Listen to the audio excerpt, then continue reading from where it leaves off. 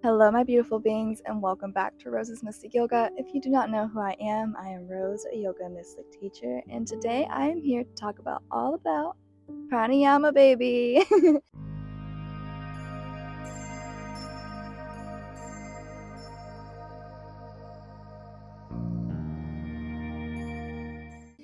So, what pranayama is pranayama is different types of breathing techniques about controlling the length of your breath.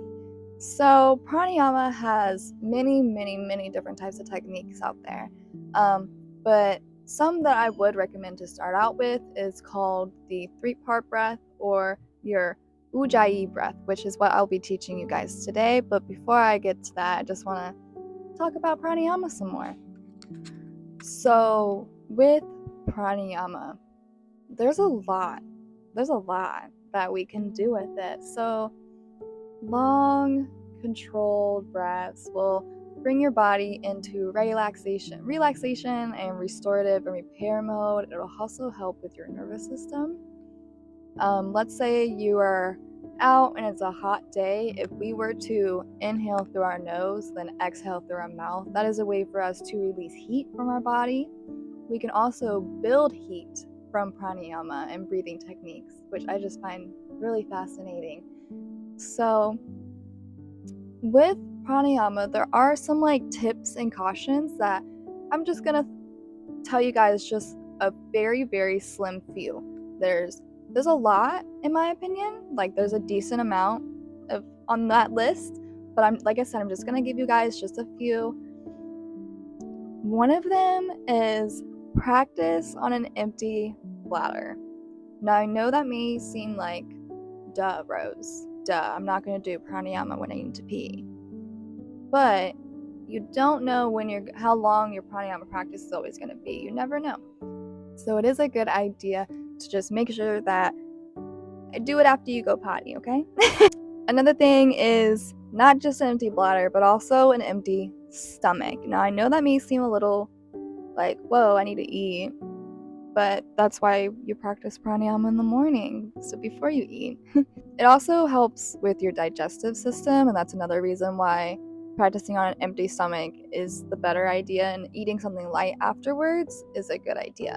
They say that tea or milk is okay to have before your pranayama practice, and I love me some tea, so I always drink tea. I do recommend practicing during quiet hours when you're not going to be disrupted or anything like that, and practicing in the same place. So on that list of rules, cautions, whatever, it does say to practice in the same place, and I think that is a good idea because we can turn that space into something sacred and safe, and it'll also help us whenever we step into that space. We're just going into that pranayama mindset. So with pranayama, it can help us regulate our nervous system, which is very important because with the world that we live in now, most of us aren't even taking a full inhale, exhale. We're taking very shallow little breaths, and then we usually take one big one to catch up to it. And so with these breathing techniques and us using our lung capacity to its fullest potential, we are helping our nervous system repair itself, saying, hey, it's okay to fully breathe. We don't need to be tense all the time. It also cleanses us spiritually, physically, and mentally, which I find beautiful because it's cleansing all three, and that's what we're all made out of, right? So I think it's a beautiful thing that it can help us regulate our system and help us just feel better and feel good. It also massages and detoxes the organs, which helps promote healthy digestive, and pranayama does support that. So yeah, pranayama helps promote healthy digestive system, helps the nervous system, cleanses the mind, body, and spirit. But with all that being said, I'm gonna go ahead and walk you guys through the ooh I eat, ooh I eat, ooh I eat.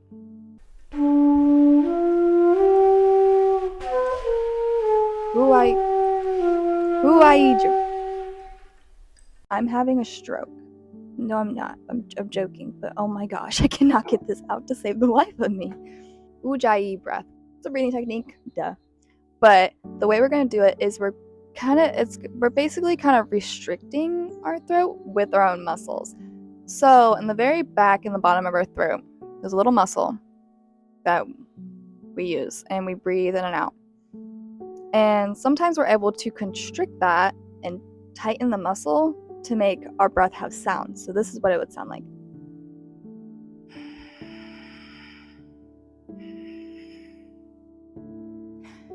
It's kind of what we do. You know those like frustration sighs that we do where we just like that's kind of what it is, but controlled and without the frustration. So find yourself in a comfortable seated position. I do recommend if you try any new breathing technique, do it while you're sitting down, because breathing is oxygen and sometimes we can faint if we get too much of a rush or anything like that. I don't want no one to faint.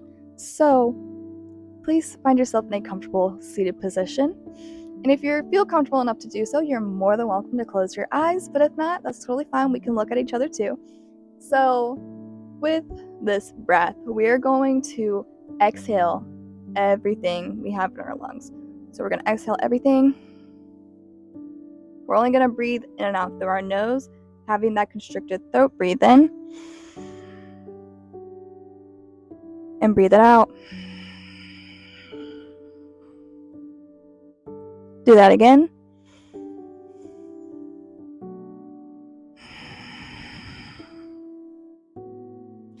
Now you may notice that you hear it more when I exhale, and that is because I'm contracting. I'm using my muscles to breathe and push that air out. But when we breathe in, we aren't really forcefully using a lot of muscles. We're just allowing the oxygen to soak back into our body. Like, yes, we're using muscles when we inhale and exhale, but when we exhale, we're able to constrict the throat more and have it a bit more controlled. But over time, I promise you will have that sound and the restriction in the throat, but no restriction in the airflow. We only want the muscle to be tense. We want the muscle to be kind of tense and restricted, but we do not want to restrict our airflow. So let's do that a couple times. We're going to exhale everything we have in our lungs. Just breathe it all out. We're going to inhale through the nose. Exhale and constrict. A few more times. Inhale.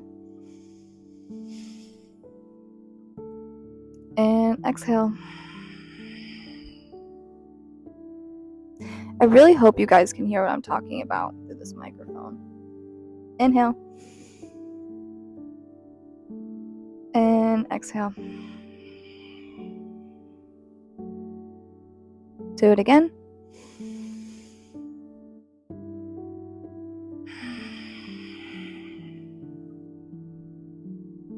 Inhale. Exhale. Inhale. Exhale. You guys are more than welcome to continue doing that for as long as you please. But if you're ready, you're more than welcome to come to a nice stop. So that was just a little talk about pranayama and a really friendly beginner start to working on how to control your breath and how to do some breathing techniques. I hope you guys enjoyed this beginner friendly pranayama video. If you guys did, please like, comment, and subscribe down below, and I cannot wait to work with you guys again and see you guys again. Until then, namaste, my beautiful beings.